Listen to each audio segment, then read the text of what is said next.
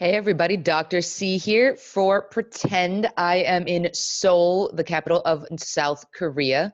And this photo behind me is from when I went to a nighttime parade for the Buddha's birthday. And these are actually a collection of Thai Buddhist monks, but in South Korea, celebrating the birthday of Buddha. So in today's lecture, as I said, I want to talk a little bit about polytheisms. And so I'm going to explain what polytheisms are and then talk about a few historical examples. And then I'm going to focus on two main polytheisms that exist in the world today, and that's Buddhism and Hinduism. And I'll talk about my experiences studying both of them as an anthropologist of religion. So a polytheistic religion is just a religion which has multiple gods or goddesses in it, and they are worshipped within that religion. And when we talked about our definition of religion, right, when we talked about Emile Durkheim's definition and Clifford Geertz's definition, neither of their definitions included God. And that's because there doesn't have to be one God in religion. There doesn't have to be many gods. Like, there don't have to be any gods at all. But some religions choose to have many, many gods. And those are the polytheistic faiths. Many theism, gods. And all polytheisms around the world include male gods and female gods. There's no polytheism that's one or the other. They have incredibly complex cosmologies in which these gods are characters. And so these gods do like godly things, but they also do human things. They fall in love, they get angry, they have sex, they fight, they eat food, they have friends, they get, angry, they get sad, they have all the same emotions. And so the gods interact in ways that provide models and provide ideas and morality for the societies that worship them. And one thing that is really interesting about the polytheisms, and this is going to be different when we talk about monotheisms in one of the other lectures, but in the polytheisms, sex and sexuality are not taboo topics. It is perfectly obvious that people have sex in all religions, but in polytheisms, they're talked about. The gods have sex. The gods do sexy things. They fight over sex. They get jealous. They have love. They have sex, all of this. So sexuality are not taboo topics in the polytheisms. And when I was traveling in Southeast Asia, seeing polytheistic art, either Buddhist art or especially Hindu art, both Buddhist and Hindu art is very sexual. And so male and female bodies are depicted in beautiful ways, in sexual ways, in non-sexual, but, displaying ways in a way that we don't see in the monotheistic faiths. So that's one of the big differences between polytheisms, who are really like comfortable with sex, and monotheisms, who are kind of like uptight and judgy and made uncomfortable by sex. So when we talk about polytheisms, I should point out that most ancient world religions were polytheistic. And if you've been to any museum that has any kind of archaeology shit, you've run into polytheism. So Zoroastrianism is a great example. That was one of the first religions that said, there's a God of goodness and a God of darkness. There are only two gods, good and evil. So that's Zoroastrianism. They're a very dualism-oriented religion. Zoroastrianism was in ancient, what is today Iran, but ancient Persia. We also have all of the ancient Near Eastern mythologies: Sumerian, Assyrian, Babylonian, etc., the Hittites in Turkey. When you hear about the Epic of Gilgamesh, right, there are the gods and goddesses which help Gilgamesh along on his journey. Many of you are familiar with ancient Egyptian mythology, and so you have Osiris and you have Bast, right? So for those of you guys who are in the cult of Bastet, that most definitely applies to you.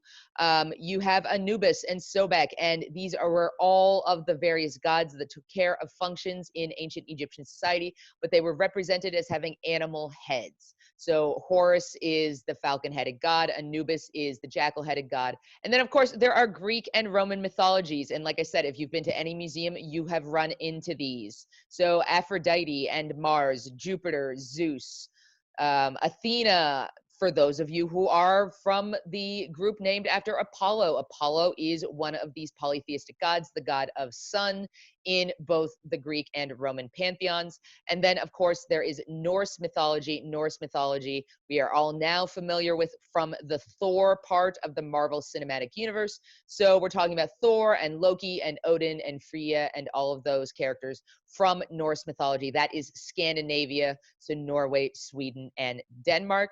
For those of you who are Valkyries this semester, the Valkyries are the mighty warrior goddesses in Norse mythology who pick up soldiers after they have died in battle and escort them to Valhalla, the great heaven for all of the noble and valiant warriors.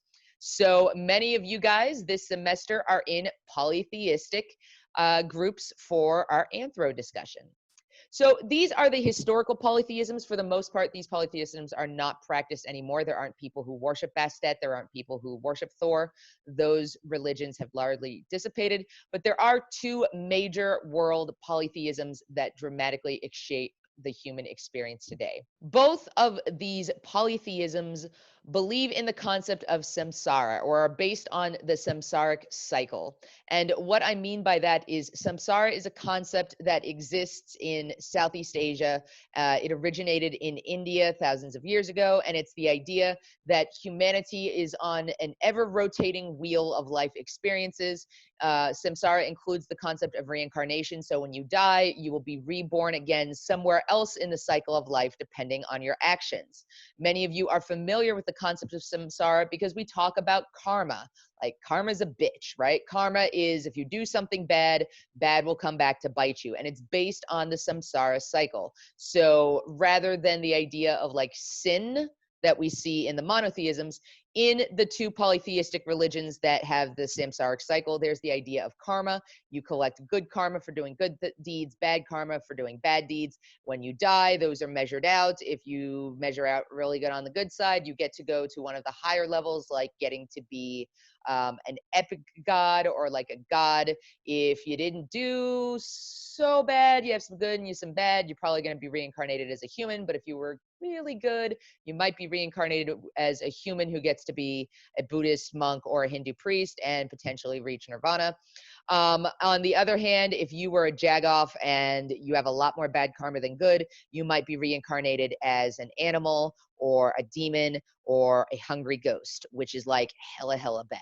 So the samsara idea and the idea of karma, reincarnation, nirvana, etc., exists in multiple of the Indian or subcontinental faiths. I want to talk about, as I said, there are two of them that are polytheistic, that are samsaric religions that affect large populations around the world, and those are Buddhism and Hinduism. So Buddhism is a beautiful faith that exists throughout the world. It originated in Southeast Asia in the subcontinent area. So I actually was lucky enough to travel to Lumbini, Nepal, which is on the border of Nepal and India, and which is where Gautama Buddha was born, around somewhere between 600 and 400 BCE, before the birth of Christ. The goal of Buddhists is to pursue nirvana, which is to reach enlightenment, to finally gain an understanding of the universe, to gain an understanding of experience. And once you reach that enlightenment, you are released from the circle of samsara, you are released from the wheel of time, and you cease to exist. Buddhism comes in a wide variety of flavors. I've been lucky enough to study several of them in their local countries. Zen Buddhism, for example, is the primary form of Buddhism in Japan. Tibetan Buddhism is obviously from Tibet, but it is also heavily practiced in Nepal. So a couple of summers ago, back in 2019, I was able to live in a Buddhist monastery at the foothills of the Himalayas outside of Kathmandu and actually study Tibetan Buddhism with a Tibetan Buddhist monk.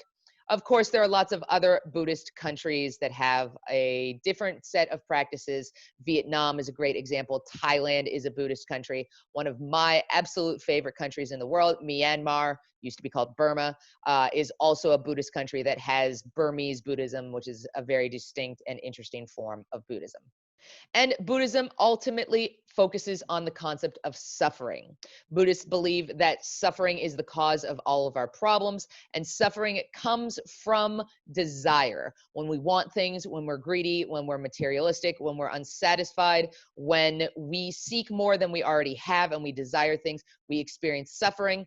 And so, what we must do is follow the Dharma, the teachings and the beliefs and the readings and the ideas brought by other Buddhist scholars and other Buddhist thinkers to help us to focus away from desire, to focus away from suffering, and instead to pursue a calm, relaxed, and appreciative approach to life.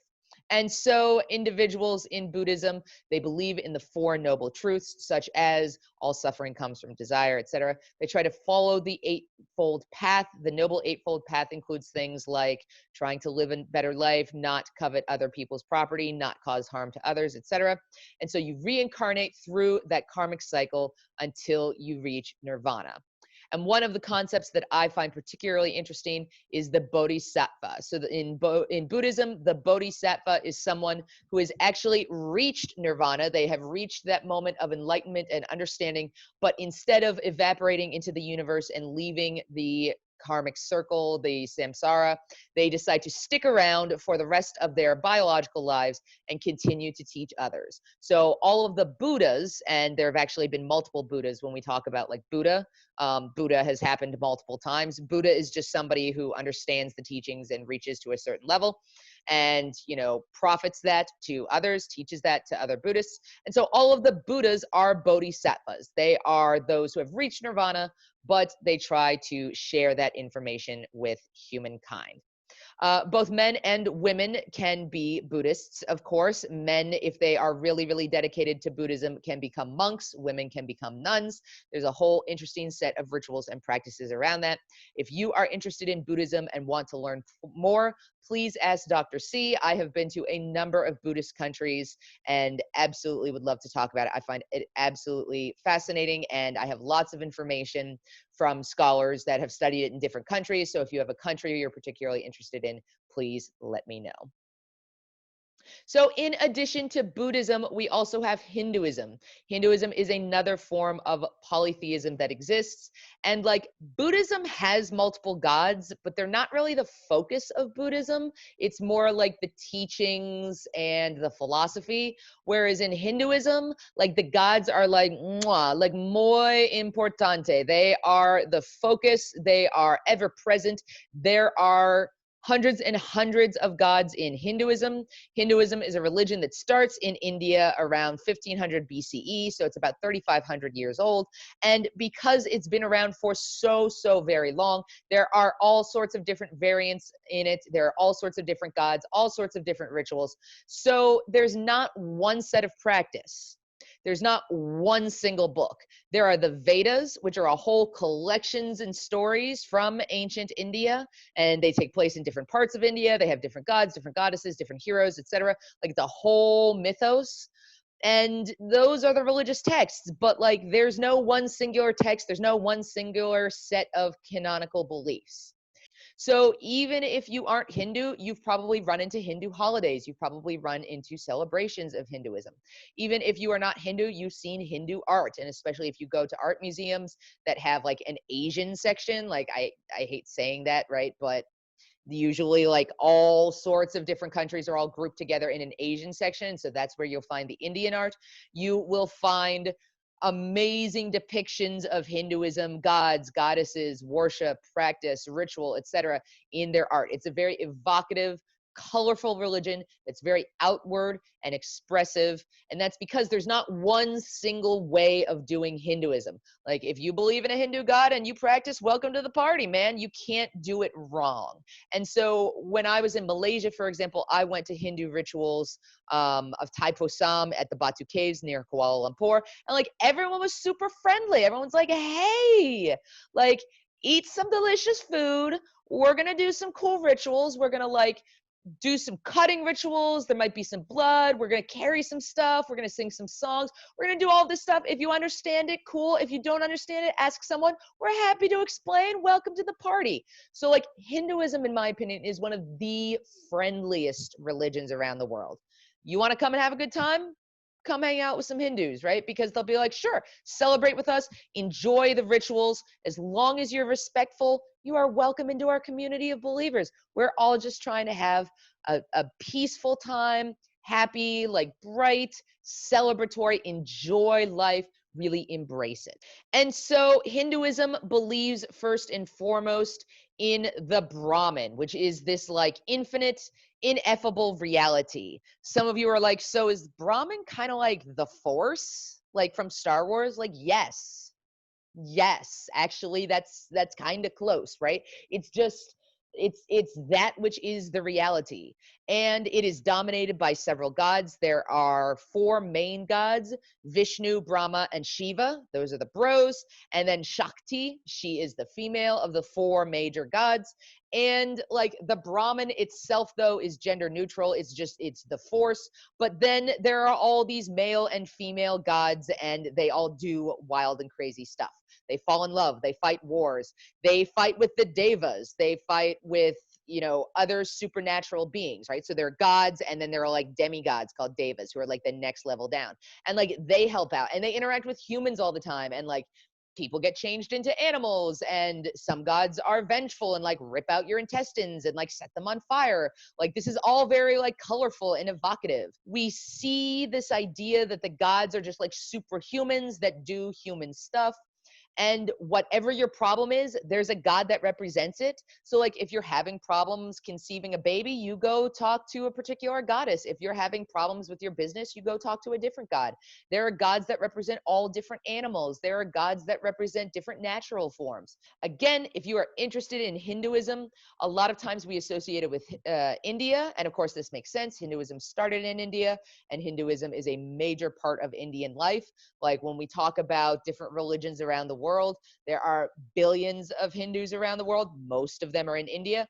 But as somebody, I haven't actually been to India yet, but I've been able to witness Hinduism in a lot of other countries. So if you're interested in Hinduism, I have lots of resources for India, but there are also resources for places like Malaysia and Singapore and Bali, right? The island of Bali in Indonesia is a great Hindu paradise. So if you're interested in Hinduism, let Dr. C know. I have lots of resources where you can learn more about this polytheistic faith.